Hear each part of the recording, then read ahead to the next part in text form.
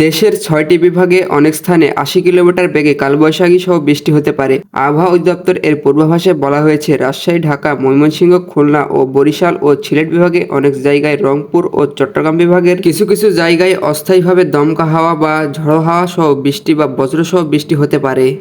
পশ্চিম ও উত্তর পশ্চিম থেকে ঘন্টায় ৬০ থেকে ৮০ কিলোমিটার বেগে ঝড়ো বৃষ্টি ও বজ্রবৃষ্টি হয়ে যেতে পারে। সে সঙ্গে কোথাও কোথাও শিলাবৃষ্টি হতে পারে।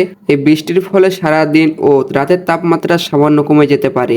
এমন ঝড়ো আবহাওয়া আগামী সোমবার পর্যন্ত থাকতে পারে বলে জানিয়েছেন আবহাওয়া অফিস। এরপর তাপমাত্রা আবার খানিকটা বাড়তে পারে।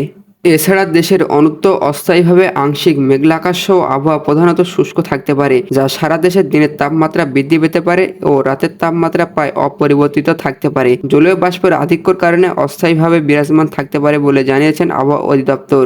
আবহাওয়া অধিদপ্তর পরিচালক জানান, সারা দেশের দিনের তাপমাত্রা সামান্য বৃদ্ধি পেতে পারে ও রাতের তাপমাত্রা অপরিবর্তিত থাকতে পারে।